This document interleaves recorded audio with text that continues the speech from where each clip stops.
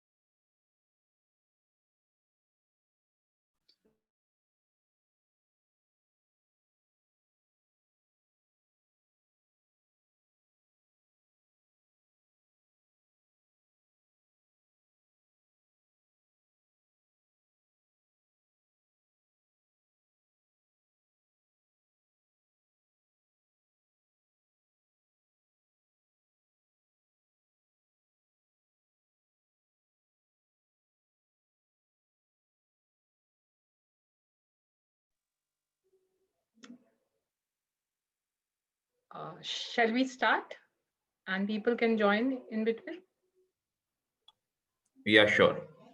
Aman? Sure.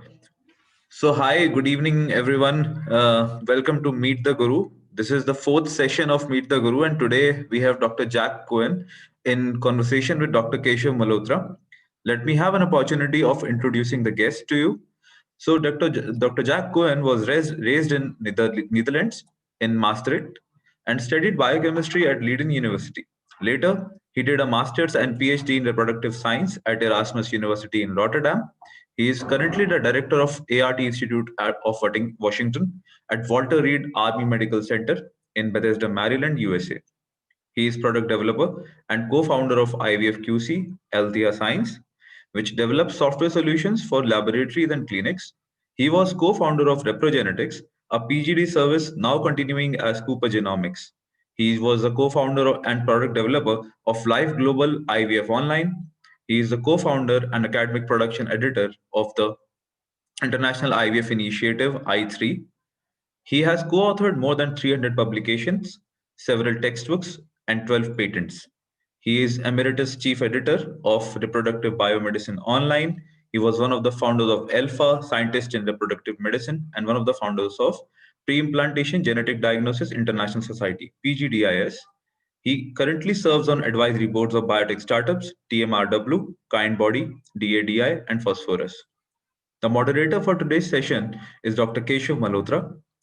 He holds a master's degree in clinical embryology and is one of the few ESHRE certified clinical embryologists in India. He is the lab director of the Rainbow IVF Agra and now the director of Malhotra Embryology and Training Academy, META.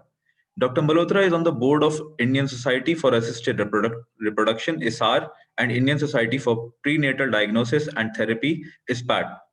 He has worked on key projects pertaining to embryology, such as the Occupational Standard for Embryologists and the Embryology Consensus. So over to you, Dr. Keshav. Thank you, Aman, and thank you to firstly Cooper Surgicals for holding these sessions. I think it's such a fantastic initiative that you guys have started. It brings us closer to these gurus. It gives us opportunities to understand their life, their inspirations, and like the key factors that have actually influenced their careers as well as the choices that they've made. Today, I'm actually honored. I'm so excited. I can't even tell you. The kid inside me is really happy today because we have amongst us one of our inspirations. I think everyone has read Dr. Cohen's work, and we've all been inspired by the kind of things that he's done. And it's such an honor to actually have you, Dr. Jacques, for this session today. And you got up really early today. It's only 7 o'clock. Like I was telling you, I'm not an early riser, but yeah. How do you do it? No, this is normal. When you get older, you get up earlier. You're more anxious, I think. You have to get out. So I normally get up at 6 or maybe even earlier than that, shamefully. So no, Awesome. don't worry about me. I haven't even had coffee yet. So all is okay. Thank you for the invitation. It's a pleasure to be with you, really. Awesome. So today's interview would actually we'll try and go through Dr. Cohen's life, of all the things that have influenced him, the key things that he's developed, and all of those things. We'll try and keep it short and crisp. But just for the audience, whenever you feel like pointing out something, whenever you feel like asking a question, do put it in the chat section, and I'll try and bring them up with Dr. Cohen. If you had memories with Dr. Cohen, if you remember like meeting him at conferences, etc., do put those things in as well, and I'll try and bring them up as and when we go. So let's begin. Are you ready for this Meet the Guru session? Fire ahead. Yeah, sure. Let's go. Awesome. So I think, like I mentioned, you've been an inspiration to all of us. And before we actually dwell into your life, let's talk a little bit about what have been your inspirations, especially your childhood inspirations. Like who were the people that you looked up to, and all of those things?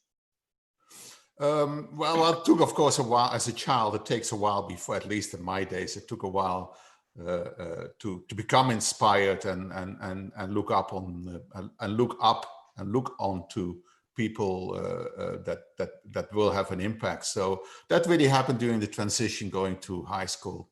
So I started reading, particularly about science. In elementary school, we weren't really, in our days, and that has all changed now, we weren't really exposed to science. We're not exposed to anything else but maybe mathematics, algebra, and a little bit of geography and things like that, and a little bit of history. But science really started in high school, and so I very early on I focused more on nonfiction rather than books of fiction, and I was reading general science journals that would come out, and I read books about Einstein, Newton, Darwin's. I think I read some. Yeah, definitely read about Mendel, and the story of the discovery of the genetic code. That came pretty fast because in the early '60s, when I went to high school, the late '50s, early '60s, when I went to high school, the genetic code had just been discovered, right? It had just been put together. And so that had an early interest in me. And that, I think, brought me into thinking that I should become a molecular biologist. We would call that a biochemist in those days. And so molecular biology is something that probably started coming up in the 1980s.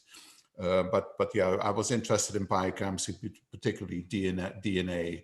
And the code of life. So yeah, that's it in short.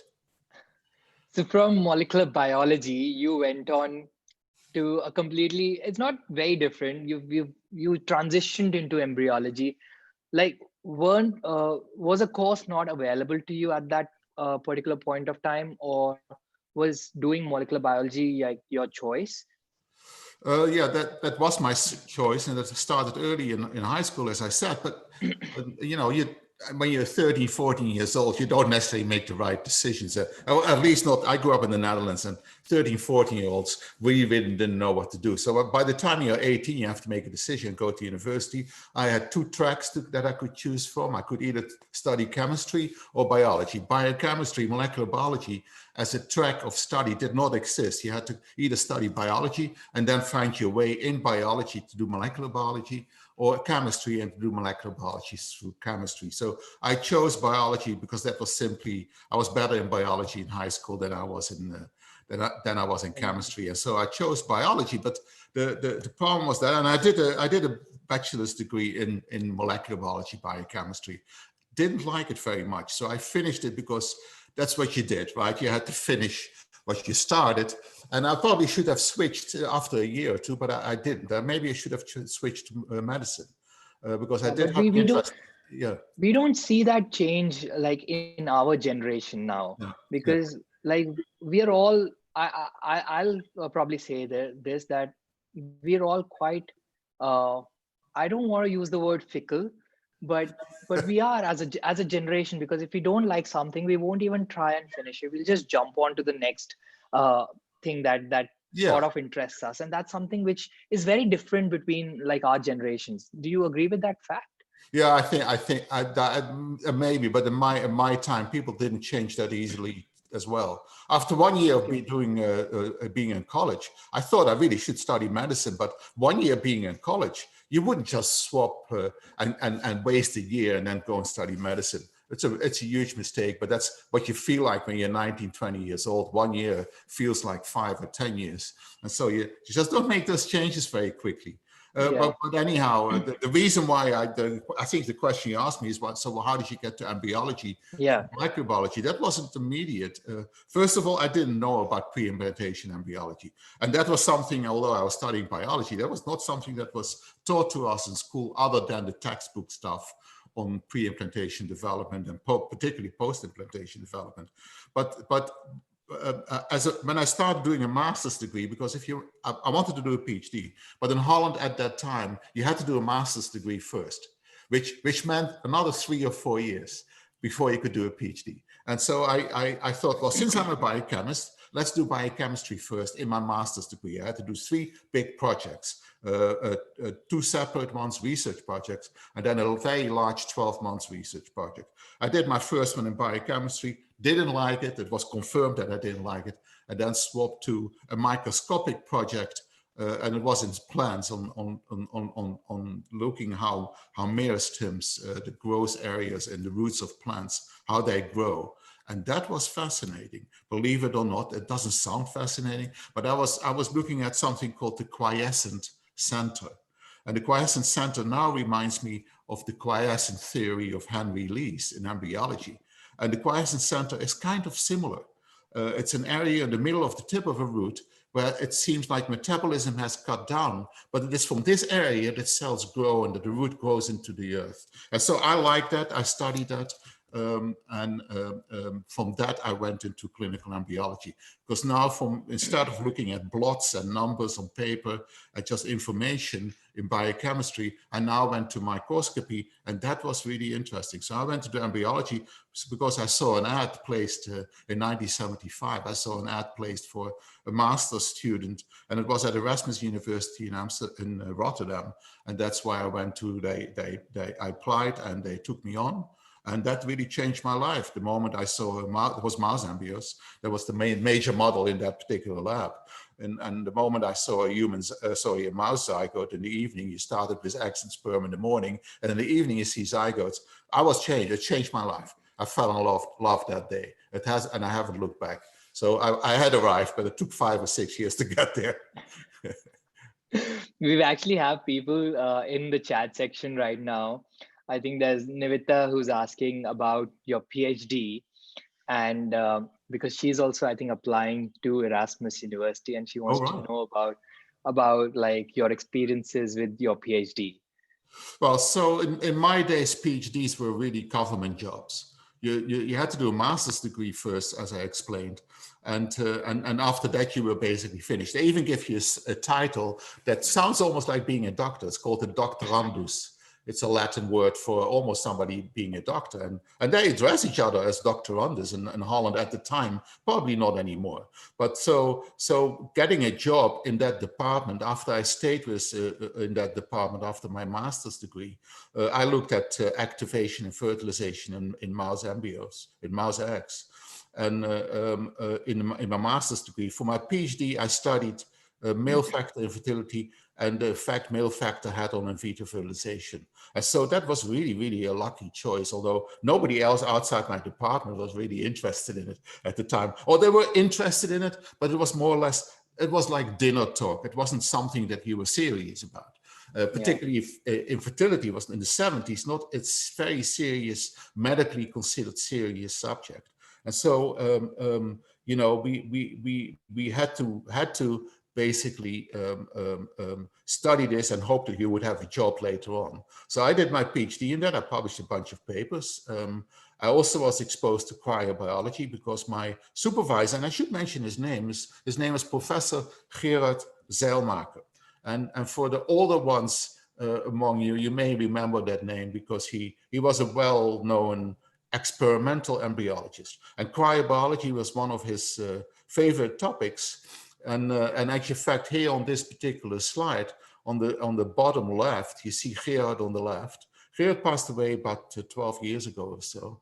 And on the right of that slide is a charming looking lady. Her name is Camilla. And she is the one, Camilla Rijkmans-Verhamme is her name. She's the one who taught me the basic skills in embryology. So she taught me how to make Petri dishes, how to put it up, how to do incubation, what the elemental essentials were for that. And she taught me how to prepare embryos from one spot to the next. So to get the elementary things, and then later I went my own way. And it was really nice. And you see the building here. That building was built in 1968. It was way ahead of its time, about 28 floors, way ahead of its time because it was looks quite modular. modern. Yeah, to be honest. exactly. It was modular. I think the modules were made in somewhere in Scandinavia, and they would take these modules out and put other ones in, not necessarily on the outside, but on the inside. So when I needed a special lab for my PhD project, they actually built that by just taking modules out that were there, which were a couple of offices, and one day changed them to a little lab and a tiny office. So it's incredible. It was way ahead of its time. I've never seen anything like it. Sounds so cool. If you get into that building, if you're the person who's asking the question, will get to that institute. I think it's a marvelous institute to work in. Yeah, I really loved it. So was at this point of your life, were you really thinking about like a professional career in embryology? Because you mentioned that at that point, people were not taking infertility seriously. So was that at the back of your head, like, I want to be at this position 10 years down the line, I want to be at this position 20 years down the line? Yeah. Obviously, we're going to come to your career in the next question also. But was that at the back of your head? Yeah, right on. I unlike working in how plant roots grow, where I knew that there wasn't a future at the time. There may be now, but there wasn't a future at that time. This was going to be my future, and so I definitely had in mind, particularly towards the end of my PhD, that this was a subject: cryopreservation, male factor infertility, in vitro fertilization. During my PhD, Louise Brown was born, and so this was definitely a subject I wanted to stick with, and I did see a future career, although it really took many years before the first clinics were set up. And people weren't looking in 1980 when I was getting towards the end of my PhD. They weren't really looking for people like me anywhere, because clinics didn't exist yet. Bournehall Clinic, which was the first one, was built at the end of 1980. So I just happened to be at that interval where it was just starting to happen. And Edwards and Stepton, also Jean Purdy, set up Bournehall, just outside Cambridge. But I only got an opportunity to go there about 1.5 years later after they were set up. Yeah. So these are, thank you for putting this slide on. I mean, these are some of my contemporaries in those early days. Because, it really is impossible to say that we did something by ourselves, right? I mean, you're working in the context of a lot of people who came before us, and a lot of people who are contemporary.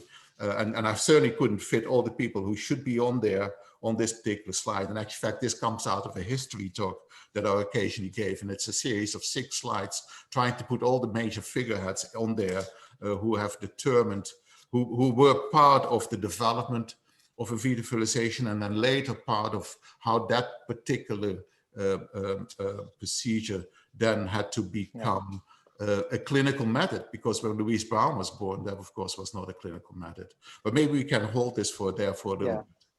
Yeah, exactly. So looking at all of you, and obviously looking at the kind of career that you've had a stellar career. You've been at the crux of so many major breakthroughs in our field, and it's absolutely like, if someone looks at this and someone looks at a career like yours from the outside, we'll feel that yes, you've made all the right decisions.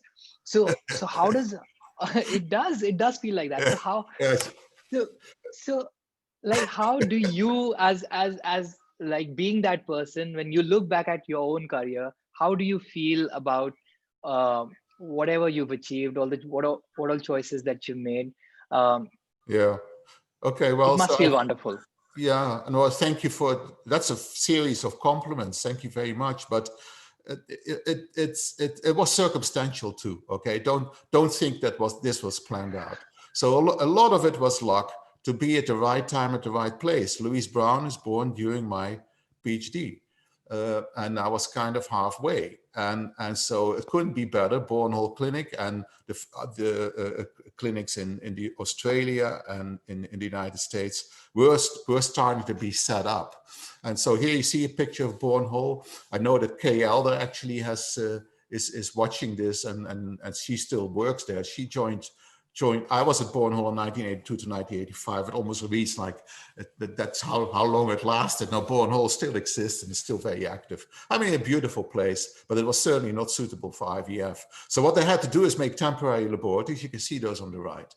And I had the opportunity, after finishing my PhD, to go and apply for a job that was posted in Nature, and I did. And there were about 110 applicants, which at the time was huge. Nowadays, that wouldn't be huge at all, particularly in this country where you could sometimes see hundreds or thousands of applicants for interesting job. But they were looking for a clinical embryologist.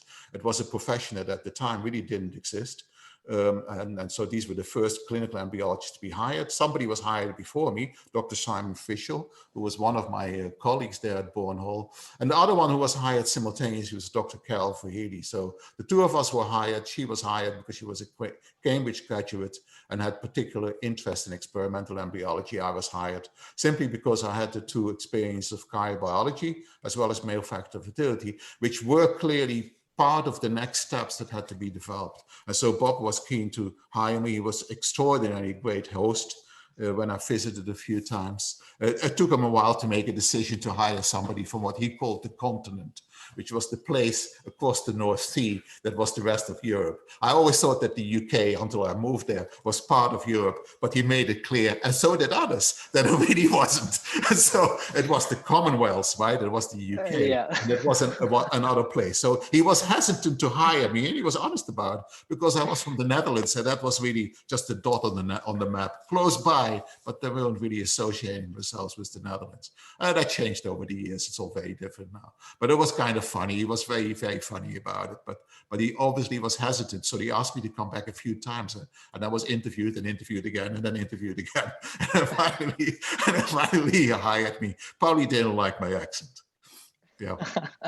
No, must have been tough. Now looking at the ways that you guys had to deal with, like you had to look at those advertisements in order to get jobs, in order to get positions, PhDs, etc. And when I look at like our times now, everything is online. It just takes a click of a button to find the right position or the right course for you. Yeah. Those were like challenging, but probably very exciting times for all of you as well. Yeah, and you know, that's so correct. I mean, now you do your investigations online. Of course, you have to be critical, but we had to be critical too. So there was a lot of information available. We had to get it in libraries, or you had to make a phone call to somebody at the department somewhere. So I was okay. So you asked me early on, well, so how did that work? Well, you sort of reach out to people, and so I was reaching out to people who did work that I couldn't do, and particularly geneticists. So I was, from my PhD project onwards, always trying to work with geneticists on the various questions that came up, but also engineers. Engineers have been very important in my career. I think that is the first group that I should thank, and they're usually anonymous. You know, the engineers are always put aside. And you mentioned I3 before. I think Armand did when he introduced us. You know, we're going to have sessions with engineers. I'm going to change that because it's such an unfair thing. You go into your lab now, that's all engineered. Where are those people? We are using their instruments to publish. And get data and publish. But those are people that have really determined our field to a great extent. Mechanical engineers, material engineers, software engineers, chemical engineers, all of those have played a role in our lives, right? And in our profession. And of course they do in our lives as well. So I was fortunate to meet people like that. They either reached out for them or I just happened to walk into them. It's not something that I can say, well, it happened overnight. For instance, the chemical engineer, well, it took me actually 20 years before I became acquainted with chemical engineers. And that happened later on, and maybe we can get back to that. But fortunately enough, there were many scientists, of course, before me that laid the groundwork. I mean, the expression is, and it's sort of almost a plagiarism, but we stand on the heads of shoulders of giants. I mean, it really is true. I mean, it's not only that, but it's also that you're surrounded nowadays by teams. It's very hard to do anything in a single format. You can't do that as a single individual. So I was super lucky to be asked to join Bob Edwards and his small team. And I was super lucky to get the right experience for my PhD supervisor, as well as the colleagues that I had there, who inspired me to stick with embryology, which was in the 1970s. Embryology was, male factor infertility was untreatable. I mean, there was nothing. You could do a semen analysis. That was the state of the art. State of the art was the semen analysis, you know. And you could say if it was you're azoospermic, if you're azoospermic, get a donor. You get a sperm donor. If you were in a country that allowed that, Holland did allow that. So sperm donation, of course, is a solution, but it wasn't a treatment. I saw there was nothing in the 1970s for infertile men, but there were some alternatives, not great ones, for women who were infertile. And so we, you know, IVF, of course, started. It started very much with working on tubal disease and women who have tubal blockage. But that very early on, in 1980, 1981, it became clear that you could do male factor infertility, not the extreme cases, but you could do those and treat those with IVF. Well, here you see a paper, if I see it right. This is a Lancet paper that was published by our group in 1984. And it was a remarkable thing that you could treat a man for IVF, because we thought up to that time, we thought that you really needed good spermatozoa in the mouse and in the rabbit and in the cow. If you did IVF and you had bad sperm, you wouldn't get fertilization. So we thought also in the human, you can't treat infertile men. And then slowly it dawned on people like Bob and Simon, and also Alan Trounson and Maya Mahadevan from the United States, but he worked with Alan. I mean, we all thought that this was a problem and would be a hindrance. And it turned out not to be a hindrance. It was difficult to fertilize eggs with bad sperm, but it was doable in quite a few cases, in about 60, 70, 80% of cases. In all the other cases, you would get failed fertilization, particularly when the numbers were very small. When the numbers were very small, you just couldn't get eggs and sperm in enough contact with each other. So this was the first paper, just reviewing a bunch of patients. And there were other papers after that, but this was in the Lancet.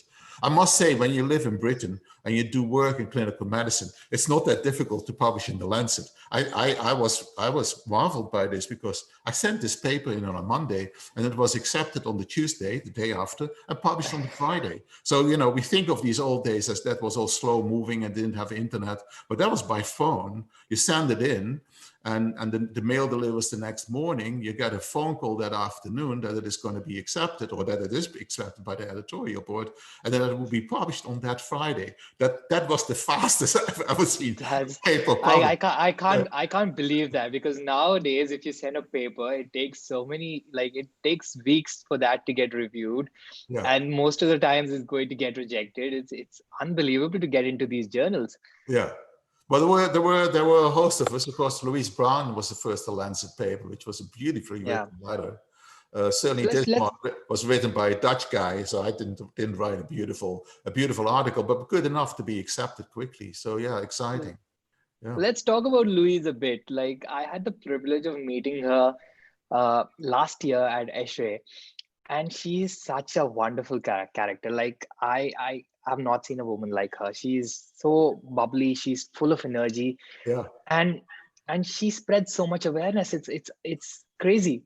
Yeah. But when you look at her birth, now her birth could have meant probably the end of innovation, because people at that point could have thought that this is it. We've have a solution for treating infertile patients.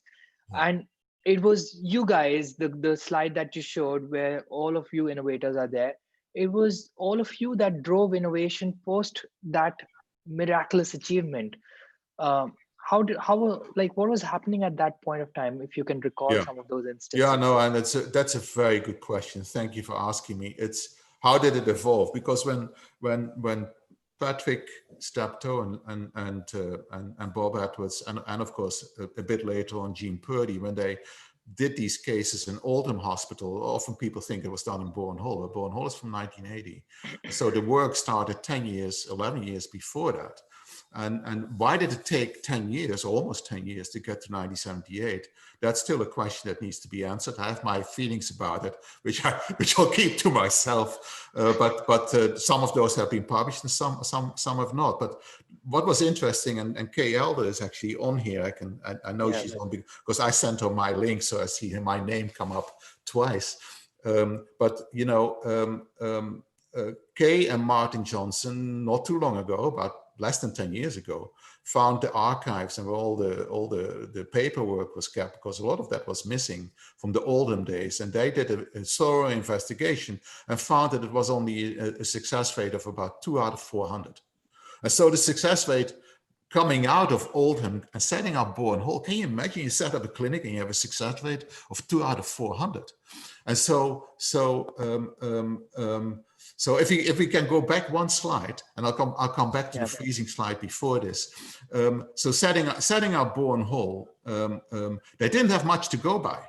And so what has to happen, and going back to your question, well, so what did you do after that? Wasn't the creation of Rees Brown enough? Well, as you know, success rates are limited in IVF. They have gone up a lot over the years, but they started out of 2 out of 400. And we're now more approaching like half, at least in the United States and also in the UK, about half the patients can get pregnant. Maybe not after 1 attempt, but certainly 2 attempts. And so what has changed? And what has changed is that when Bob and Jean set up their lab, they were working with cell tissue culture technology. And that technology goes back to the late 19th century. So it was about 100 years old at the time when they started. And so the incubators were based on old technology. The culture media were based on 1870s, 1880s technology, on Ludwig and Ringer culture media. And so they were based on basically on bodily fluids, the chemical composition of bodily fluids. We knew we needed protein and we knew we needed a bicarbonate to regulate the pH. But other than that, these culture media were not aimed at promoting in vitro fertilization. And so that's how it started. We had no tools other than the cell tissue culture tools. And so that answering your question, that's probably the biggest reason. It was 2 out of 400 or so. I probably don't have that number exactly correct, but I know that that's well below 1% success rate. And so, so the disposable, the equipment items from 1980 all came from cell tissue culture media. And so it took another 20 years or so to realize that we needed to another 20 years to develop technologies that were specific to IVF. To give you an example of that, if you were to go to an ASRM meeting in the early 80s and later in 1985 when ASHVA started, those exhibit floors were as huge as they are now, okay? They were about the same size, and there were a lot of people, thousands often, okay? But the exhibit floors were full with some pharmacological products and pharma who represented basically the state of the art of technology in IVF. And there was nothing you could find about incubators. You go to an exhibit floor now, it's 90% IVF lab, and the rest comes later. And so it's completely changed over these years. That technology, if you go to an exhibit floor, all that technology you see around you, that's from the last 35 years. And so these people here meet, you know, the people I listed. Oh, those are some of them. You can't list everybody. One slide, but these are the people. And I want to point out, how do you get eggs out of a woman? How do you do that? Well, Patrick Steptoe was ahead of his time. He did laparoscopy. He was a laparoscopist. He was basically a surgeon, and he was brilliant at that. But it had limitations. It needed anesthesia and difficult instruments. It was hard to teach other people. And so it was Susan Lentz, who you see in the top right. Susan, the lady in between these 5 men, these were the 6 men, the 6 people who were crucial to the surgeons who helped us retrieve gametes over the first 10 years. Susan was the first to do ultrasound-guided egg retrieval in 1982. And that changed everything. Of course, it took 2, 3, 4 years before everybody else started doing that. It also took some time to take Susan's method and then translate it into something that was really clinically useful. So some of the other people there, like Norbert Gleicher, Mats Winkland, and Lars Hamburger, they played a role. And actually, it was Mats and Lars, their technology that was they developed it in 1985. That is what we use nowadays to retrieve eggs. And of course, there's Sherman Silber there, who you see there with the beard. Sherman was instrumental, and so were many others, instrumental in getting spermatozoa from aseo-sparing men out of the epididymis first, and then later the testicle. So that even revolutionized male factor even more than it does now. So then there were the early freezing. I mean, freezing was extraordinarily important. We had spare embryos and we had to discard them. Yeah. And so That's, early freezes sounds unbelievable. Like, yeah. So you see, of course, Alan Troughton there, and from our group, there's Roger Simons there. He's the fifth from the left on the top. Roger was a veterinarian technician who was subspecialized in freezing embryos in cows.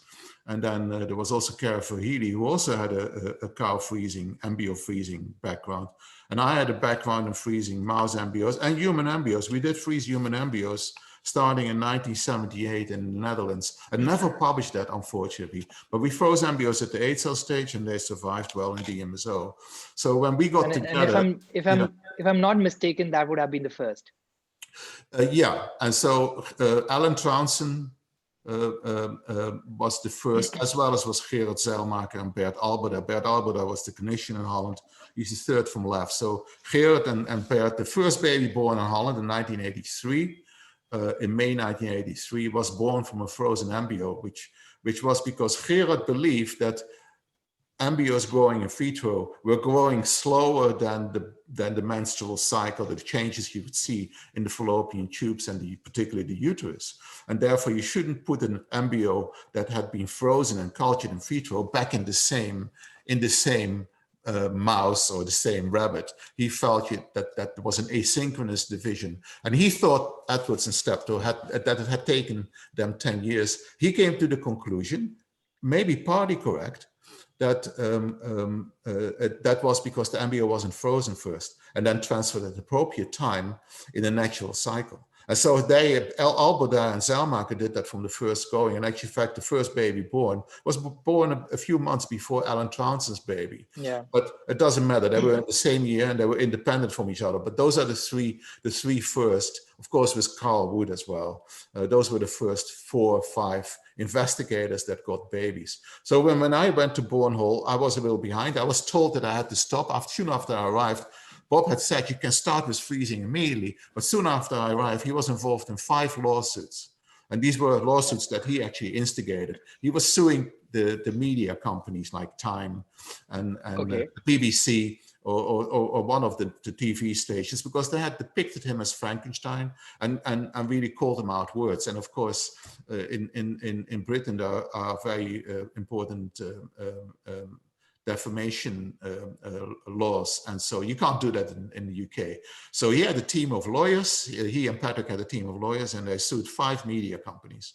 And so I only found that out after I was hired. And I was told, because the lawyers had told Bob, is there anything you're doing now that would put a bad light on you in the next year or so? And he said, well, I want to do male factor. And I said, that's okay.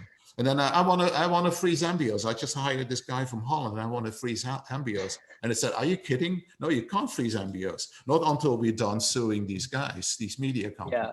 And so Bob told me to stop, and I had to stop for 14 months. And so I wasn't part of that first wave, but I was part of the second wave. I wasn't really all that distressed by it, because there were so many other things to do. But anyhow, this is how we started freezing, and we started using glycerol, which was different from DMSO, and maybe we describe that in a little bit. Yeah, and I think all of you had the same kind of challenges, because I think Alan also spoke about the same, where he was also he faced a lot of lawsuits or was in the media for all the wrong things. Yeah. In India also, Dr. Subhash Mukherjee had a terrible fate, and he was the pioneer for ART in India.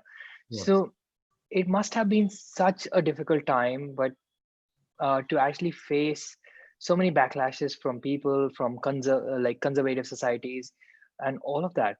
Yeah. And when we talk about the next point, which is all the innovations that came up, like male factor, like cryopreservation, which you were describing a bit, pre-implantation genetic testing, assisted hatching, all of these things, you've had major contributions in almost all of them. Take us through like some of those challenges. Take us through some of those, like how technology actually evolved post Louis Brown. Yeah. So it was step by step. It didn't all happen at the same time. As I said, it took decades. But certainly male factor and freezing were the first big areas to be handled. And so in the case of male factor, in Bourne Hall, we worked out ways to use IVF to treat male factor. But as you as a practitioner of embryology and many of our people in our audience who are embryologists, of course, you know that you wouldn't do IVF in a man who has motile spermatozoa that are barely going forward. But we had to do that because we didn't have other tools. However, we did think of micromanipulation. We did think of putting sperm into eggs. And that goes back to 1976. Because Dr. Jana Gemachi, we call him Dr. Jana, in Hawaii, and I worked in his lab in 1977 for about a few months. And Dr. Jana had shown that you can actually stick spermatozoa into eggs with a needle doing micromanipulation, and you could get male penuclear formation. It was a paper from 1976. And that was looked at as, well, maybe that is a way that you can do that in human gametes, and we did, when I say we, several groups looked at that, but not in a profound way. There was a paper by Clement Market about 5 years later that showed that it really didn't work very well, but that's because he was investigating the mouse. In the mice don't like to be stuck with needles. The eggs don't like needles. The embryos don't mind at all. The eggs don't like it. The sperms are also really bad. I hate it. And the Like sperm are very, very large. Yeah, they're very large. They have this terrible. They have this weird sperm head. The hook or something. So Clement Market sort of put a brake on everything, because his report, I mean, he's a beautiful author. His report was amazing. But then we tried micromanipulation, even in Bourne Hall, but we had bad instrumentation with very little funding. So when I moved to the United States in '85, I was fortunate to hook up with Henry Malter, who you see here on the top right. And I worked with Henry Malter at 4 institutions from 1985 to 2003. And Henry and I started doing this seriously. We were equipped by the group that I worked with clinically. We worked also in university. The university was called Emory University in Atlanta. And we worked with a group that is well known now. It's called RBA, it stands for Reproductive Biology Associates. And it was Dr. Court and Dr. Massey and Dr. Elsner who asked me to come and join them in '85. And I did. I moved to the United States. And it was hooking up with Henry Malter that made those changes. So about 2 years later, we were able to microsurgically fertilize mouse eggs as well as human eggs, and then started seriously at the end of 1987 doing those procedures clinically. And so this is the first paper. It's again in the Lancet. This is the first paper of an implantation of embryos after opening the zona. And those 4 basic methods that became available in those days were subzonal insertion, or what Simon calls SUSI, zona drilling, which was a method that involved acidified solution that opened the zona pellucida, worked beautifully in the mouse. And that was a paper done by Gordon and Telensky in 1986. And we tried that, and that didn't work in the human. Human eggs don't like reducing the pH. And so those human eggs were fertilized with zona drilling, but the embryos developed very poorly, and we never got blastocysts. And so we developed a mechanical method for opening the zona, which was called partial zona dissection, or PZD. And PZD, from that we derived the first microsurgically fertilized eggs and embryos that implanted. And this is the first report on the first 2 patients who became pregnant, both with twins. And the method didn't work quite very well. And there were many reasons for that. There were technical reasons for it. And there were also reasons related to the way eggs fertilize in the human compared to the mouse. If you open the mouse zona pellucida and you dump them in spermatozoa solution, you will get monospermic fertilization. because the oolemma keeps all the extra sperm out. When you do that in the human oolemma doesn't keep extra sperm out. So when you add more sperm, you of course want to get only one sperm under the zona pellucida, but when you add sperm and you have done zona drilling or PCD, more spermatozoa will enter usually, and then you get polyspermy. So half of our fertilized eggs, unfortunately, were polyspermic. Our fertilization rate wasn't that bad. It was 40, 50%, 20% lower than ICSI, but half of those fertilized eggs were polyspermic. And that observation really damped, it took 3-4 years to get to ICSI after that. But those two methods, subzonal insertion and PCD, were the precursors. What was important, I think, is that those methods led to the understanding that you can manipulate human eggs and embryos. And also what was important is since these embryos now had gaps in their zona pellucida, they seemed to implant so well. So it was hard to get a monospermic fertilized egg, but once they were monospermic, they developed very well and they implanted at a pretty high rate, at least for that time. So we thought that, you know, by opening the zona, you maybe assist the embryos to hatch. And that's why assisted hatching was derived. And then pre-implantation genetic testing really was a consequence of the work done by Richard Gardner and Bob Edwards in 1968. Okay, imagine in 1968 they did micromanipulation, opened the zona pellucida with 2 or 3 instruments. They really used a surgical technique. They looked at they used the rabbit embryos. They looked at the rabbit embryo at the blastocyst stage or at the 8-cell stage. Sorry, and they opened the zona like approaching a surgical object. And so they use different tools to take things out. I think it was a 4 or 5 tool manipulation rather than the 2 tools that we usually use, right? And so they opened those, took a cell out, and Richard then used the so-called bar body technique to identify male or female embryos. So they did sexing, a genetic technology. They did sexing and then transferred those embryos to recipient foster those females, and some of those get pregnant and got little rabbits. And that was published in 1968 in Nature, way ahead of its time. What happened in the 1980s, that PCR was discovered.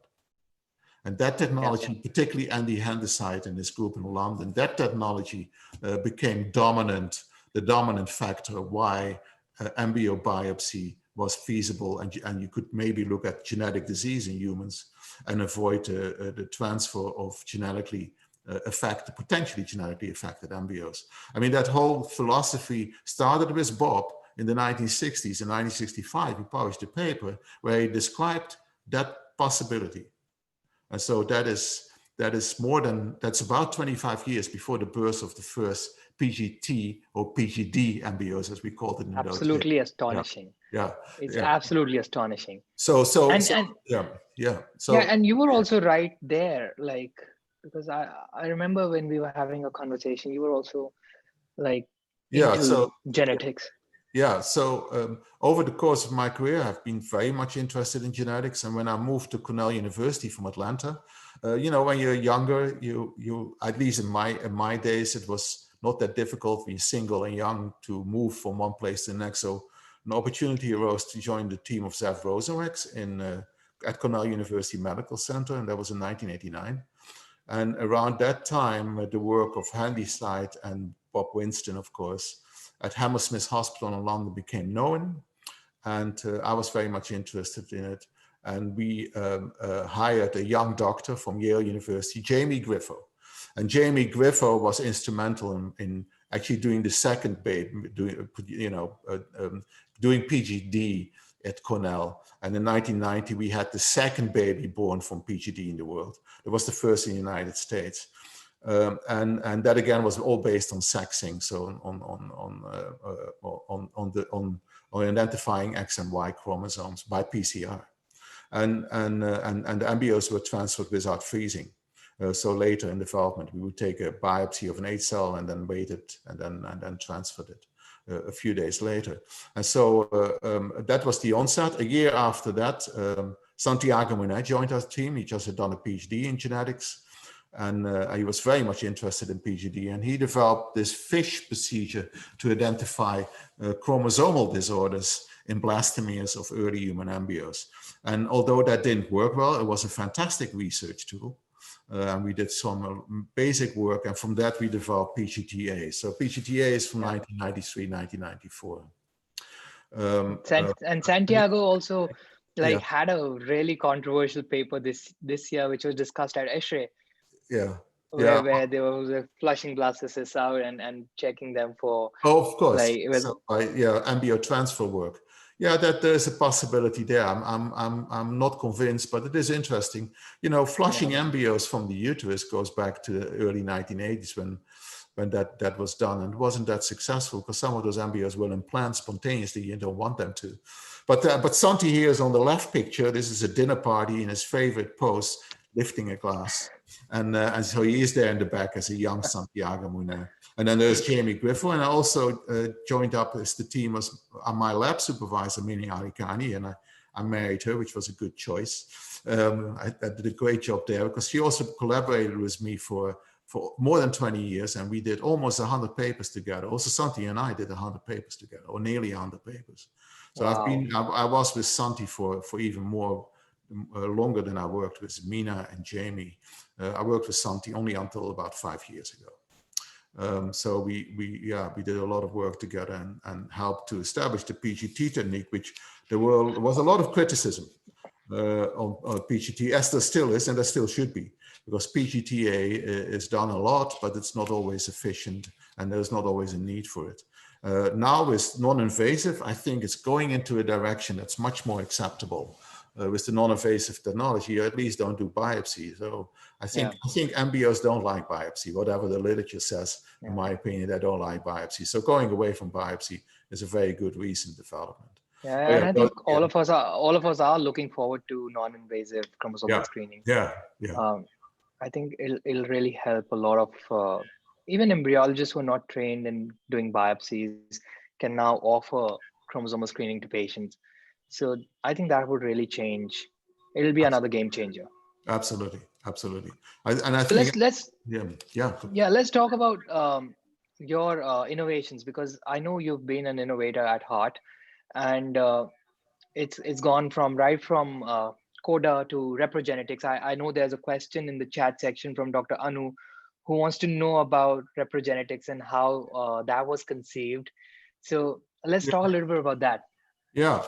So thank you for your question. So reprogenetics was really the brainchild of Santiago Muner. He had asked me at the end of the 90s. He started 1998, 1999, when he had done a lot of work with Luca Generoli and Cristina Magli in Bologna.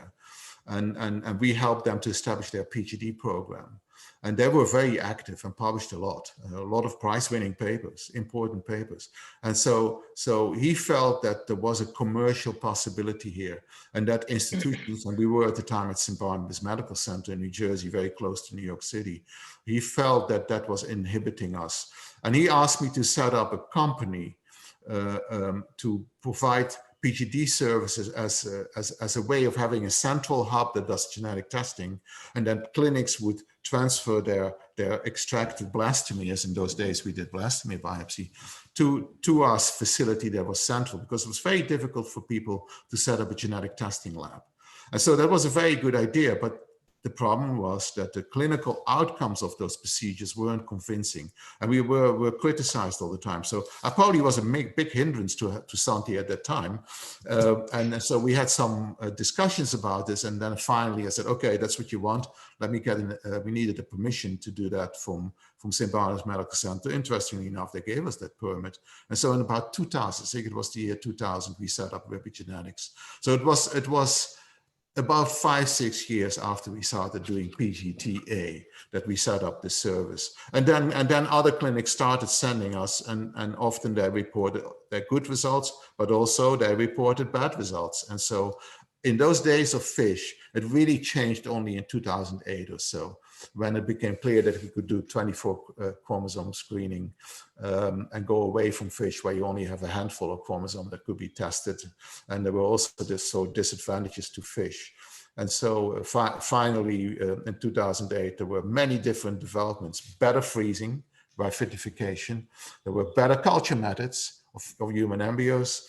Going to blastocyst culture, we could do now blastocyst biopsy, which means we could get more cells, and the geneticists always want more DNA. That's what they always ask for. We want more DNA. And so they got that at the end of the 2000s.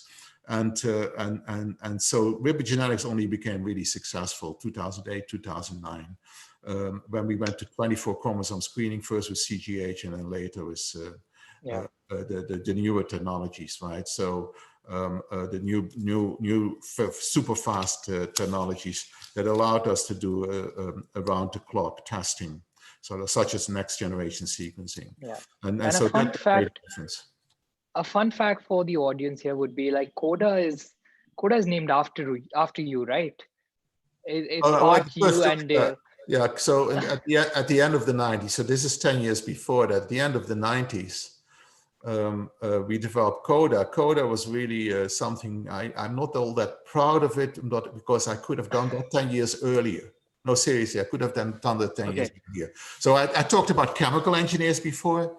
And so in around 1995, I met a chemical engineer called Antonia Killigan. She worked for a company in New York City, and they looked at what was called sick building syndrome. Those were buildings that were so full of volatile organic compounds, VOCs, that people couldn't work in them properly, or they couldn't work in them or live in them properly. You know, they were affected by all sorts of diseases. And so sick building syndrome still exists. It's very, very common around the world. And it's just very high levels of VOCs, particularly aldehydes. And so we found in our lab that the results would fluctuate, and we always blamed volatile organic compounds. For many years, I had used air filtration, particularly activated carbon and also potassium permanganate before I met Antonia. And so we started talking, and she started testing the air. And the reason why I'm so embarrassed about it is because I could have done that 10 years earlier by picking up a phone or doing an early internet search in the 1990s and looking for chemical engineers that knew how to do a GC and MS, mass spec to determine this. The problem with the technology still nowadays, it's so super expensive. It's so slow. It takes really, if you want to test in parts per billion, not parts per million, because then you can use a handheld. But in parts per billion, you need to do a test. It takes maybe a week or two to get the results back. And so Coda was a filter system developed for inline as well as for an incubator. And it stands for my last name and the last name of Brian Dale, who is on the first paper. He's the last author on that in that first paper in 1997. We didn't think that much about that paper, and that paper, others didn't think that much about it either. It wasn't quoted well until about 10 years ago. It really took about 10 years to turn it around, maybe even longer than that, 15 years to turn it around. And now that is inherent to the technology. If you set up a new lab, you look at this type of technology, not necessarily Coda, but any of the technology that can be built in centrally, because you can get central HVAC systems that do potassium permanganate, that have potassium permanganate or other agents like that, and activated carbon to get rid of almost all volatile organic compounds. And I think it has made a difference over the years, particularly in the incidents when there are incidents of environmental changes that cannot be controlled necessarily by the embryology lab. But that's where the word Coda comes from, Cohen and Dale. It must be so fascinating because like whenever anyone talks about air filters, automatically Coda comes into picture, and like it's synonymous with an air filter. It's something like, if I talk about our generation, it's something that's gone viral in our field, and everyone really refers to an air filter as Coda. And it must, like, I'm sure like you could have done it 10 years earlier, but even when you look at it now, it's something that you must be really proud of. Yeah, no, I am. I'm just a little, I just think in hindsight, of course, like, well, you should have picked up a phone in 1990, okay? You could have picked up a phone and look in the yellow pages in the telephone book in those days, because you couldn't get the information from the internet. The internet was really 5 years later, then it started becoming a bit more profound. So that's all I'm saying. But this was one of those things that could have happened to me. But you know, so as a product developer, you become more anonymous, okay? So people don't know what Coda comes from, and I don't really mind. And that's really typical for engineers. But I became kind of from an embryologist into an engineer, and at some point it really doesn't matter anymore. So yeah, you develop products and others use it for the first time. And when that is published, it's somebody else's work. And It really doesn't matter, but particularly if the product is successful. And having this conversation with you, like, I completely agree to the fact that you are a technology buff, and innovation again has been at the crux of your career, at the crux of whatever you've wanted to achieve. So when we look at the future, what do you see with the world as well as with our field progressing forward? What are the changes that you think are going to come up in the next few years? Well, thank you for that question. I think that basically I'm an optimist, and that is not always so common. I think optimists are a minority, not just nowadays, but through the ages. So I'm an optimist, and I think the future for assisted reproduction is very bright. I think assisted reproduction is slowly improving in spite of what people say.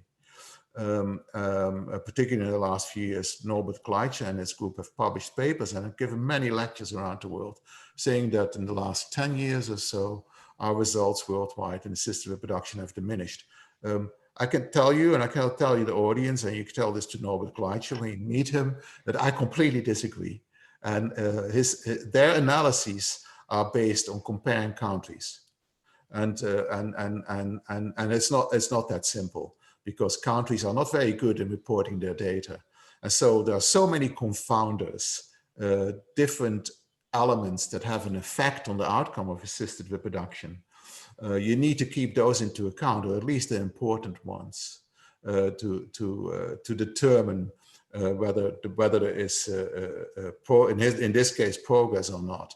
And so he didn't look at maternal age because he couldn't. You can't get the maternal age data from most countries. From the United States you can, from the UK you can, and some other countries as well. But less than 10 countries support the maternal age data. And so comparing those two papers are missing two words: maternal age. And that's the reason. That's the biggest confounding factor. That's one of the reasons. Yeah, that's a confounding factor, because maternal age is increasing over the years in patients looking for infertility treatment, because women, quite rightly so, are postponing childbirth because they're working on their careers. And so that is significantly increasing from year to year. And so then comparing different countries, you don't get that maternal age effect. And that's part of the reason why he sees a decrease. So I'm an optimist, and I think results are getting better. I think we'll get back to it probably later. I hope we do. And do you feel that there are more interventions that are going to come up into the field? I have a very good question from Ashish. He's just posted, how do you see the role of embryologists after 25 years from today? Would we need additional educational qualifications, like maybe even qualifications in engineering 25 years from now? Yeah. Ashish and I think this is Ashish Modi, I guess, and Ashish and I have had many discussions about this, because I agree with him. I think embryologists will change into an engineer. You are already, Keshav, you are, and so are your colleagues. You're slowly becoming an engineer because you're surrounded by all this equipment and you have to supervise. So you're a supervising engineer almost more than you are an embryologist nowadays. And also, so the change will be gradual. This is nothing to be worried about. Engineering is a beautiful profession. You'll be an embryology engineer. So I agree with him. 25 years, I think it's a gradual process, but it's right. In 25 years, you'll be supervising a bunch of machines, robots, that are based on AI and cool technology to automate most of the processes, if not all of them. I think 25 years is about right. Some people think it will happen in 5 years. Santiago Munez thinks it's next year, which is, I think that is possible on a research level, but I think it takes a long time before products are accepted. Yeah. People like Ashish and I too could tell you, it takes about 7 to 10 years before a new technology is accepted. Coda was a good example. That took about 10 years before the company that was producing Coda filters saw a return. It takes that long for something to go around the world and become acceptable, particularly because the data needs to be developed and analyzed. And so that will be the same as automation and robotics. This is not going to be a very fast process. Everybody now talks about AI, and I think they're right. AI is incredible. It's a wonderful thing, but it will take it will take a while before AI is everywhere in the embryology lab and everywhere in the clinic. Because every time you make a decision or consider what to do next, AI can play a role based on your previous data. And so I think all these things will play a role, and 25 years from now, our lab will be totally different. Yeah. And I'm really glad that you pointed out the fact that it takes 7 to 10 years for a technology to be accepted, because again, we're in the age of startups. Everyone wants to just open a startup and achieve success immediately. But when we're talking about a field which has humans involved, when we're talking about medicine, etc., we need that data to be validated before we can start using it on patients. So whoever from the audience is in the startup business, is thinking about innovations, don't get disheartened if it doesn't really take off within that 1 or 1.5 years. Yeah. And like probably keep it up. Yeah, I think it's very good advice. You know, of course, investors don't have that kind of memory.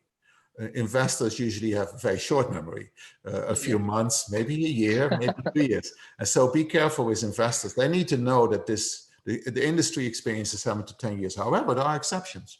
Time-lapse is an exception. Although time-lapse was developed, the first time-lapse paper, I think, is from 1981 in human embryos. But the first real time-lapse was 30 years later. And but once the first real time-lapse machine was built, and I'm talking about several of those that still are on the market, it just clicked like that. I mean, embryologists loved it.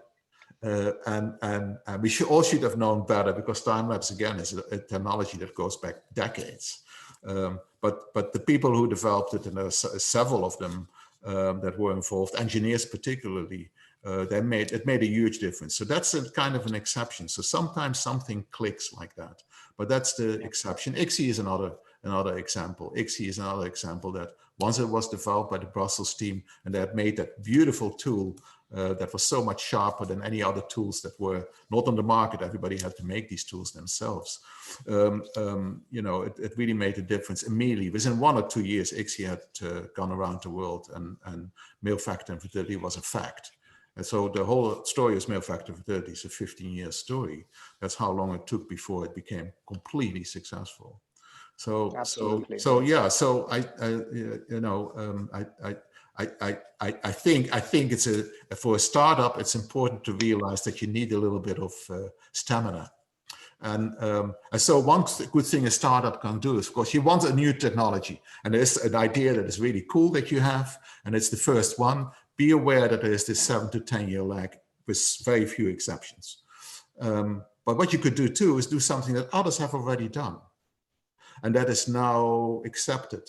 And maybe you could improve on the client services or some other aspect of it, or maybe you can make it more affordable. And then you could produce that product quickly, or that service quickly, make money that way, and then support your own work. If you're dependent on investors, they may not have the stamina to sit out the 7 to 10 year ride that you need to come to an endpoint. You've actually touched upon this a few times, where we've talked about engineers influencing embryology. Let's go to what kind of material we all should be reading. Like, let's talk about your favorite books, or like any recommendations that you would have to embryologists, to clinicians, especially from outside our field, because most of us are restricted to just reading journals and papers, and like we don't even think outside the box. Yeah, I love that question. It's so important to look what's happening in other areas, because I think the biggest breakthroughs in our field have occurred because other influences have come in from the outside. Genetics, physics in cryobiology, all the engineering that's occurring, it's always from the outside. It's the fusion with what we do and these outside influences that drives the force forward. So I do think it's important to explore what's happening in science in general, and in medicine in particular, of course, because we are part of medicine. But you also have to look at science. So I've done it in 1975. I got a subscription to New Scientist. I was in my early 20s. So, and I'm still subscribed to New Scientist, but probably some people in the audience will laugh because New Scientist is kind of a trashy weekly magazine that abuses scientific articles that are published and rapidly turn them around with deadlines of 24 hours or so, and therefore make major mistakes. There's no doubt about it.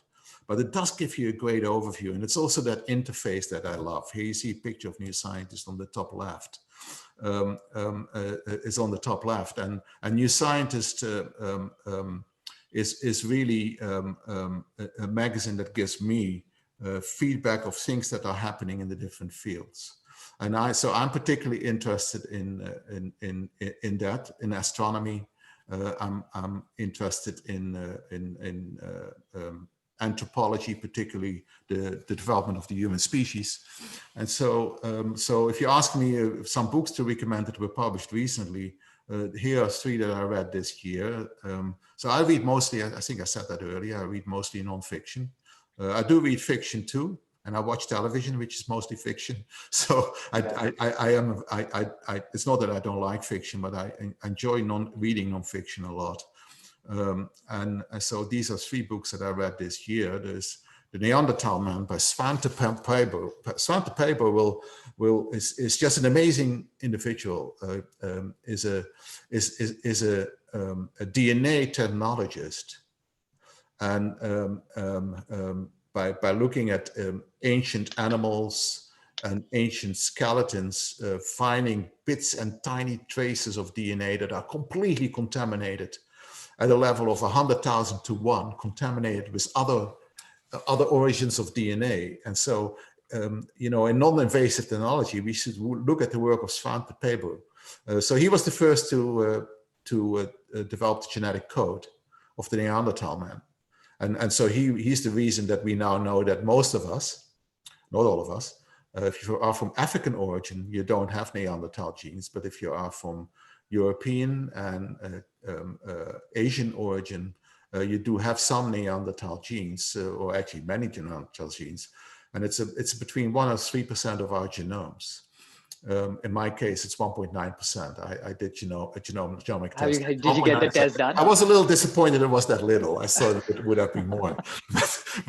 but you know, the Neanderthal genes are some of those have a tremendous good effect on us. Some do not. So it's a mixture, as do other genes, of course. So we are a product of our heritage. There are other species that are reflected in our genome as well, many thousands of other species.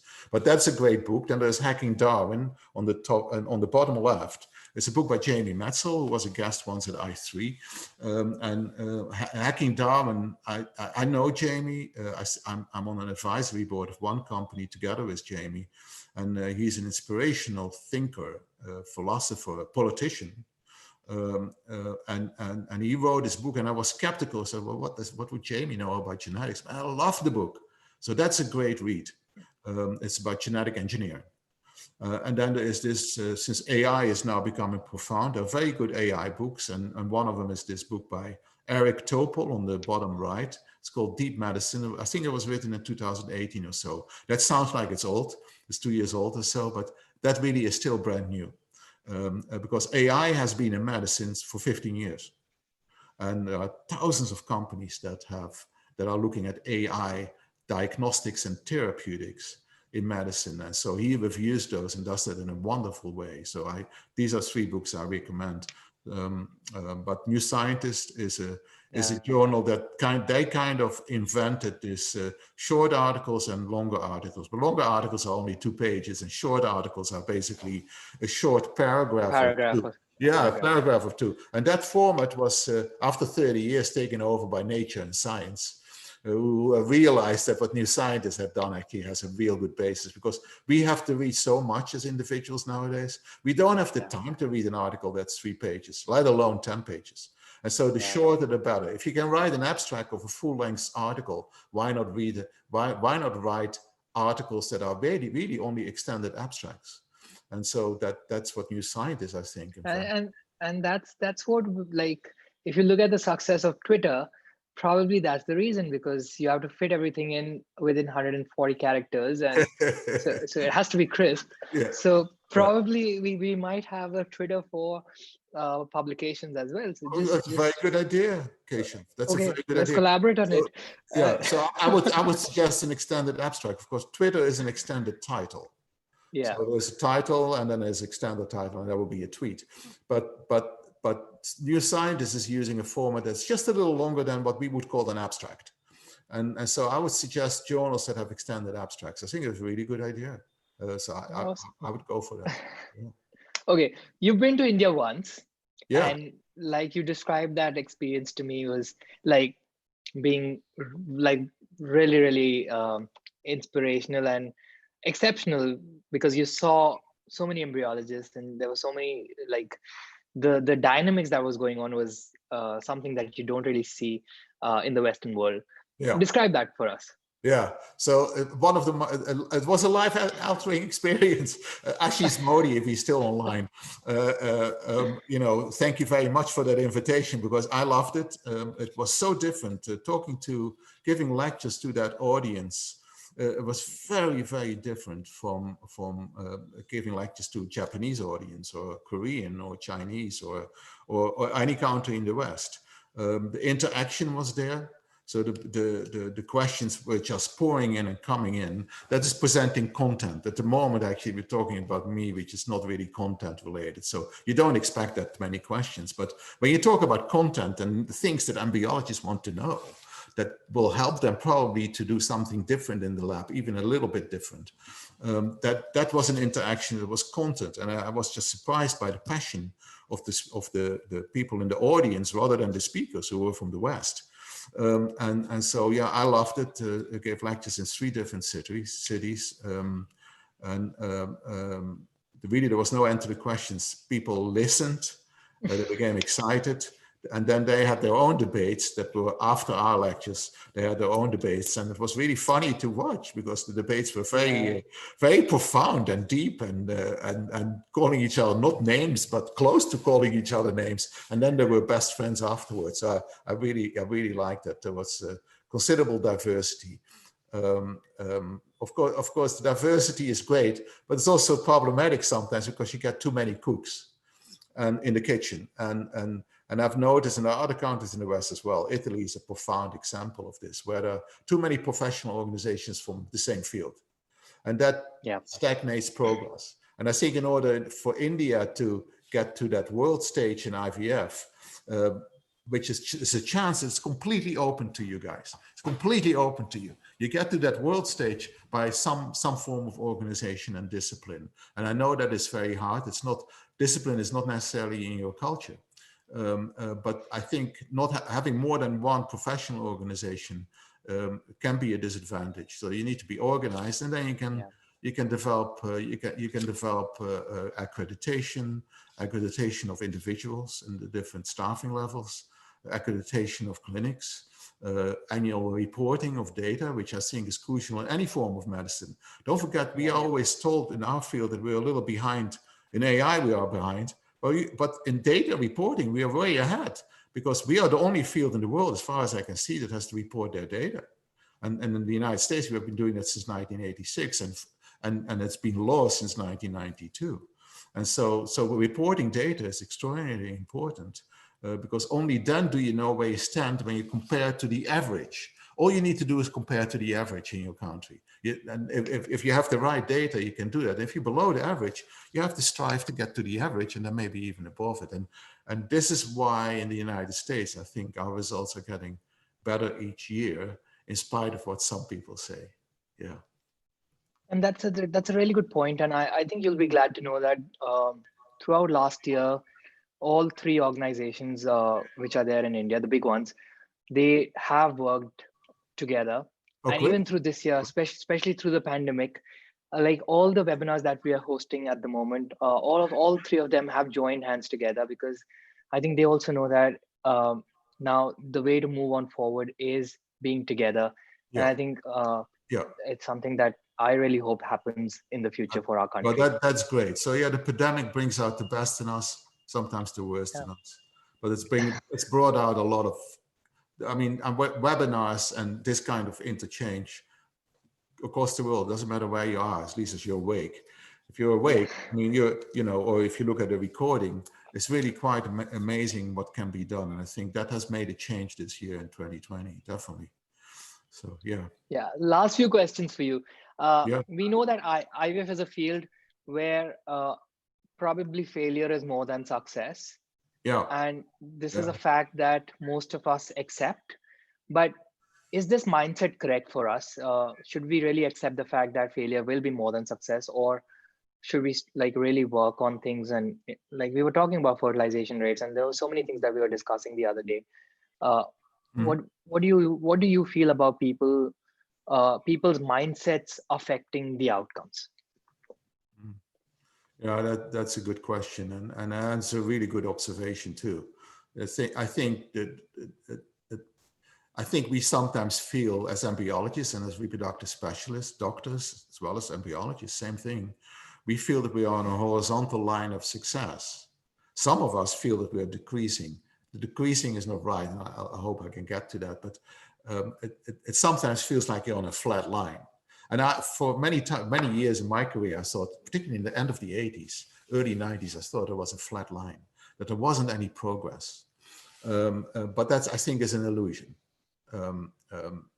It's partly the result of the fact that routine drives our defenses. And most days and weeks seem to be repetition of what has come before. So success is actually improving, as I said before. And what is lacking, though, is really good data reporting on national levels. So in the USA, because there are so many clinics and so many large clinics, there's a lot of data that can be analyzed. And as I said, this has been going on from the early years on. And so we did a paper here that you can see here on this slide. So if you can keep this slide up for a minute or two. This is a paper that was done by my group in 2012, where we looked back at 8 years of data published by Society for Assisted Reproductive Technology, SART. And so this SART data included more than 400 clinics and was over 750,000 cycles and more than 2 million embryos. And why did I take 2003 as a start point there, reported it in 2012? Why did I take that? Because that was the first year where SART finally started reporting implantation rate. Now, as an embryologist, we think of embryos and eggs as our patients, not patients. So you can evaluate patients and say, well, that's important etiological data to see if we're doing better or not. But it's actually very different because there's different etiologies, there's different circumstances, different ages. And so this is what you see here is the group. So SART data is reported in 4 or 5 age groups. And this group is the youngest group. Those are patients who are less than 35 years of age. I've taken this because that's the largest group. The average age in 2003 was about 35. The average age at the end of this study in 2010 was close to 37. So the average age goes up each year. And so by looking at age groups, you can correct for age as a confounder. And so looking at implantation rate per embryo, you can see that goes up every year until 2010 when this was analyzed. Now, going by Norbert Kleitsch's view of the IVF world, where rates, he says, have decreased since about 2008. If you analyze this data after this publication comes out in 2011 and 2012, and you see that on the right side, you see that it goes up every year in the same rate that it was going up between 2003 and 2010. For that age group, it's about 1.4% better implantation per year. So that means it's almost 15% per decade. Now, you can calculate from that, and that was the aim of this paper. Once we found that there was a linear relationship, we can calculate from that when it's going to cross the y-axis, and that's in the year 2053, when this will approach 100% implantation. Doctors hate it when I tell them this, because doctors are used to failure. I think embryologists are used or want to be used to success. Vitrification has shown this, right? Vitrification has changed cryopreservation completely, because we went from a 60 to 70% survival rate. Now we went to 100% or close 100%. To 100% survival rate. We should do the same with implantation, and we are on that track. It's just very, very slow. We should do the same with fertilization. Why is nobody looking at a fertilization rate that stagnated at 70% now for 25 years? Why is nobody doing that study? Because we all teach each other how to do ICSI. Inherent to the ICSI procedure that goes back almost 30 years, there is a failure there, and we do not know what it is. Only by changing those circumstances of how that procedure is done can we improve the fertilization rate. I very much doubt that the mature eggs that aren't fertilized by ICSI are bad eggs. I very much doubt that. So I think it is some failure related to how we do that procedure, as it was a failure in how we were doing embryo freezing before vitrification. We thought vitrification was going to be toxic. And that's why we didn't do it for like 20 years after it was discovered. Yeah. Okay, and vitrification was not toxic if it was done right. And so we need to do the same as implantation and fertilization. So this, I think I brought one slide after this. If you go to the next slide, which is basically what came out of this. So those red bars on the bottom line is actually the timeline going all the way to 1983 in the left. And on the right is 2016, which is the last time I made this graph a few years ago. But now we have data from 2018. When we look forward from the red bars, which are in that paper, we see that it goes up every year. There's of course fluctuations. So that's that same age group again. So when we look forward, it goes up.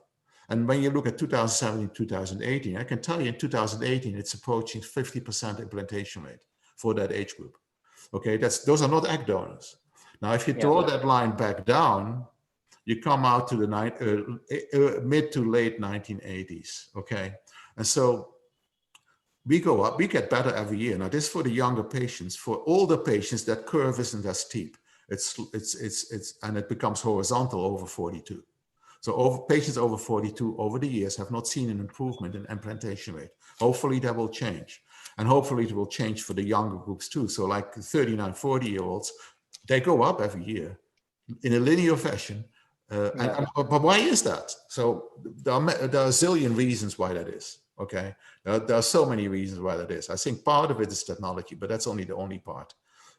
Improving the culture system has been a major effect on this. Going to Blastocyst, all these technologies we talked about today and we usually talk about in meetings, all of those has had an effect. Quality control has had an effect.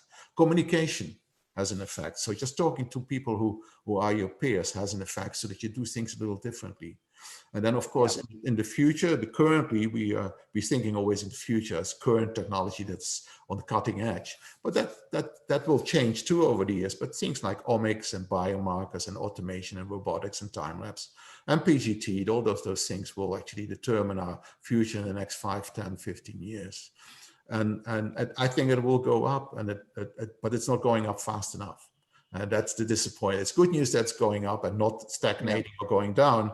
It's not going fast enough. And I would love India to put their data together, maybe in the next 2, 3, 4 years, to put their data together. And so that in 10 years, you can look back and see, is there an improvement? And if there isn't, how can we make it change? And if there is, how can we make it faster?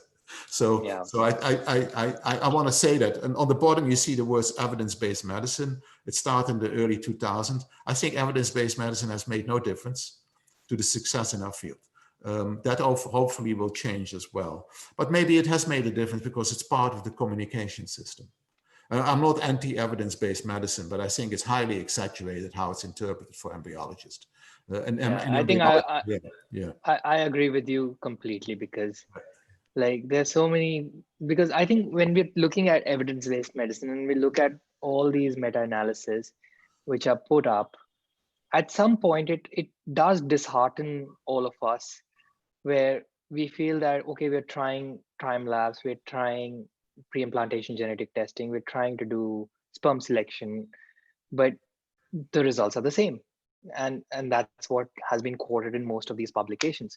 So it does dishearten you that we might not have a solution for our patients, like apart from all of this. And that's where I feel like the group of you which was present at the time of Louis Brown and the way that all of you thought, probably that's something that is needed at this particular moment as well. We need a radical change. Yeah. So no, thank you for that. I think I'm glad to hear that. I'm glad to hear that you're saying that you're not focused on evidence-based as well, but most of our colleagues are. and maybe they have some criticism, but in evidence-based, there are two things at work here. There's a trial, there's the evaluation of clinical trials, or embryology trials in this case, and those can be done in many different ways. And then there's the evaluation of technically how good were those trials done, not technically from a clinical perspective, but technically from a math, blinding, etc. perspective. And that is a problem, because when you do that, you eliminate good trials, or probably good trials, that were done well from a science technical perspective, but maybe not done well from an organization perspective. I call those the technocrats. So they only look at technocratic part of the procedures and technocratic part of the publications. And I think that is probably a problem. So at the end, they have eliminated 98% of the papers, which is okay.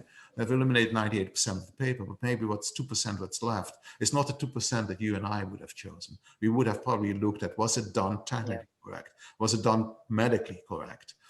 Rather than was it done correct from a data evaluation point of view. And so we are kind of in conflict about that, right? That the technocrats and the non-technocrats are kind of in conflict. And I think we should discuss this with them head on in order to make changes. And it's not only in our industry. You see, the problem is that the randomized clinical trial works fantastic when you evaluate a new drug. That's what it was invented for in the 1950s, 60s. They invented it for evaluating a new drug. One single situation that you could study in a control group that did not have the experimental arm. The experimental arm was in the other group, and then there are different combinations. And so that's what you do when you test the new vaccines right now. Evidence base is fantastic. In the lab, evidence base, I don't think it really is possible to do it, because there's all these confounders. Rusty Poole, you had him on a while ago. Rusty Poole has described 233 confounders in IVF, of which 180 or so are in the lab. And I think that's an underestimation, and he probably would agree. And so that is the problem. Yeah, evidence base is not necessarily a solution, but it is a tool we have, and it's just one of the many tools we have. Yeah. And while we're at this point of evidence-based medicine, and I think we have a question from Ashish again, who's asking, how do you encourage embryologists to publish more? And we'll follow this up with your message to the embryologists in general. But like, as far as publications are concerned, we're not getting enough publications, especially from developing countries. So how do you, like, what's the carrot that you have to put in front of all of us in order to publish more? I don't know. Like, I don't know why it doesn't happen. Yeah, it's a very good observation. I think Bob Edwards would agree with you if he was still alive. I mean, Kay Elder and I, for several years, ran the editorial office of Reproductive Biomedicine Online when Bob couldn't do it any longer. And we were surprised to see that there were so many clinical papers. So clinicians have data in IVF, we're not talking about other fields now, but they have data available to them that is readily accessible. And that's, I wouldn't say more simple, but it's easier to evaluate. I think our data is a mixture, it's a mixed bag of things where you try something different because you've noticed the last week that fertilization rate has dropped by 3%. And we all get worried, right? We all have sleepless nights, 5%, we have sleepless nights. Okay, and we have a new embryologist affecting the results. And so there's all these confounders again, all these effects of these different environments that have an effect on the outcome. So it's very difficult, really, it's very difficult to organize papers in the lab. Or however, you see, you could ask this question to our Chinese colleagues, and over the last 10, 15 years, they have done this incredible change. And so a lot of these papers are coming now out of some of those papers are coming out of China, first in the clinical area, and now also in the embryology lab. But we see that at RBM Online still now, because I'm a little bit involved as an emeritus editor. And the vast majority of papers is clinical. And I think we really need to promote doing studies in the lab, because there's so many things you can do. So you're quite right. Thank you for bringing that up. I think there's one thing that I'm really jealous about China and the labs in China is the kind of numbers that they do, because they have consolidated practices. There are not, like, the limit there is a limit to the number of IVF centers that exist. So people there are doing 30,000 cycles in a year. So the kind of data that they have is unbelievable. And when practices are fragmented, which you see in a country like ours, where there are 5,000 clinics, or maybe even more, I'm not sure. Yeah. It becomes really difficult to actually get out with good data. Yeah, completely. I couldn't agree more. And I think the only way around that is to do what the Chinese have done and what they also do in the Netherlands, where I'm from originally. In the Netherlands, there are only 30 IVF clinics. They have hubs. So they have a big IVF laboratory, and then in other clinics, other hospitals, maybe within a 20, 30 kilometer radius or so, they're allowed to do egg retrievals and then transport. So the whole national system is transport IVF. Now we could argue against or in favor of it, but it's only 13 labs from when I left the country. It's been the same number of labs, and that's because you can't set up a lab, an IVF lab in Holland, without getting a government permit. And it's not your local health department, it's a government permit. So something like that, I mean, it's probably very much against the nature of the Indian medical philosophy, but I think something like that is needed in India, because you're quite right. How can you do, if you have 50 cycles a year, you can't do any studies. 30 cycles a year, you can't do any studies. Even at 200 cycles a year, that's extremely difficult. I think you have to go over 400 or 500 to start doing some investigative work, and be patient, because it will take you several years to get enough data. So yeah, right on. I think that is something in India that needs to be tackled by those professional organizations. And if those are now talking to each other, that's a marvelous thing. And I think they can organize this. As the START and CDC reporting that existed in the United States, it was the ASRM that brought this up with the government, and not the other way around, okay? And so professional organizations will have the power, as they have in Japan. In Japan, really, it's the professional organization, which is a single entity, is in charge of all of this type of regulation. So I think maybe it's not possible to do it exactly in the way we're describing it now, but I think something needs to be done for anybody who wants to set up an IVF lab to try to do IVF. Because really, when you think about the investment in setting up an IVF lab, if you do it properly, and you always have to have a witness. So if you just introduce the rule that you always have to have a witness, well, that closes down more than half of the labs right there. And so because they're really run by single people, and how can you do that if that person becomes ill? How do you do that? I mean, it really shouldn't be done. It shouldn't be done yet. But you know, people like Ashish and other engineers, they're working on a single box that will do embryology for us, but we're not there yet. That takes another 20 years. For now, we need to.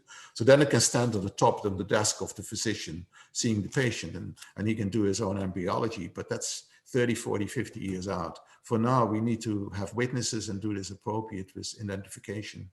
And I think most of those clinics really should probably think about consolidating, not stopping IVF, but consolidating. Just consolidated practices. And sharing, absolutely. Sharing in the fruits that can come from that. Yes. So it was such a pleasure talking to you today. And I think there's so much, I think we've only touched the tip of the iceberg today. There's just so much to learn from you. Before we close this session, what would your message be to all our embryologists? What would be that one key message that you would want to impart to all of us? Maybe to motivate us, maybe to like keep us hanging into our positions. Well, I think reading is central to understanding what's going on in the field, and that's easy nowadays. If you run a small clinic, that may be harder, but there's open access, and you can get papers from all sorts of sources. So reading is important, and stay critical. Not necessarily in the evidence-based medicine sort of way, but I agree in evidence-based medicine there's only a few papers that are really critical, and so stay critical and validating. You can do that. You can do that by communicating with your colleagues, as your group does. And also look the other way. Don't always follow everybody in the bandwagon. Everybody jumps on, as we all did with stem cells. And I really think that wasn't, I really didn't think that stem cells has made so much of a difference to us as a field and to medicine in general. And so we shouldn't jump on bandwagons immediately. So it's communicate and record. Recording data. It's all about data recording.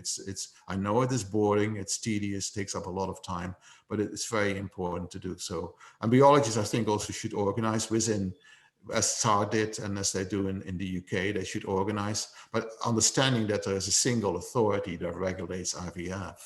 And so that's sort of the British system, I think, is sort of what we need to get to. And since that is a Commonwealth feature, I think that's the model you should look at, and I think embryologists should work towards that. So and stop saying things like we have great results, because that's a meaningless phrase. Results are the consequence of so many factors that you really need to present that in terms of data, and accept that can only be presented if you do enough cases. So I think we went over those things. So I really don't have that much to contribute to what other people would tell you anyhow. But thank you for giving me the opportunity to talk to you. It was a pleasure. And I'm very sorry that I talk so much, because I see now this is 1 hour and 40 minutes. I think it was such an insightful session. I think everyone who attended really would have benefited from this. And I think, again, I have to thank Cooper for giving me this opportunity to actually interview you, because it's something that I would probably not have got had it not been for them. So thank you so much. And again, it was such a pleasure to look into like the thought process behind what you are and what you achieved. And it's absolutely wonderful. Well, thank you very much. I do think you have a future as a moderator. I really, you don't need to train for anything else. I think you're a natural. So don't worry about it. I think we're looking you up soon in I3, and also the rest of India. I mean, I don't want to put a commercial here for I3, but we see that India is the third or fourth. Most of the attendees come from the United States and the UK, but it's the time which, of course, that it's broadcasted. Which is very late for India. So we actually hope to change that in 2021. So we're looking all of you up, okay? And if you're high on the list.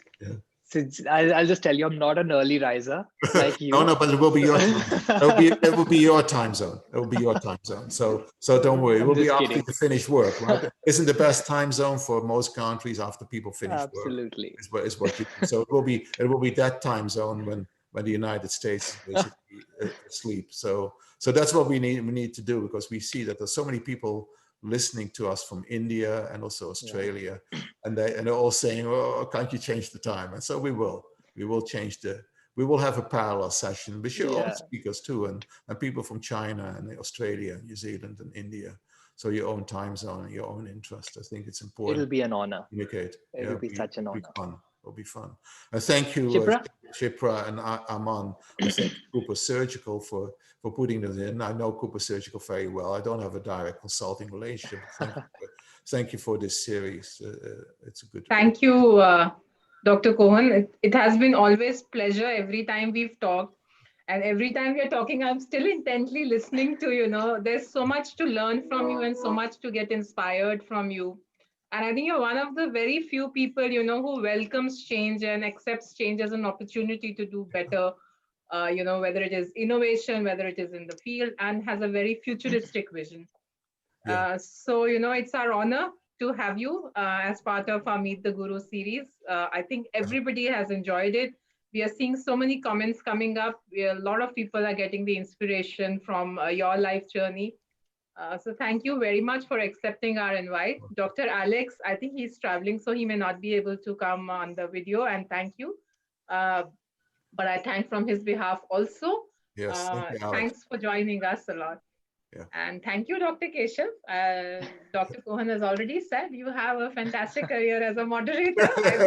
You're always good. Yeah. I'm going to leave embryology now. Bollywood calling. Yeah. All right. Awesome. Thank you very much, Dr. Cohen. I know it's an early morning for you. Thanks a lot. Yeah. Thank you. Be well. And thank you to all the attendees. Bye-bye. Bye. Bye-bye. Thanks, Dr. Cohen. Thanks, Dr. Keshav. Bye. Thank you. Thank you, Aman.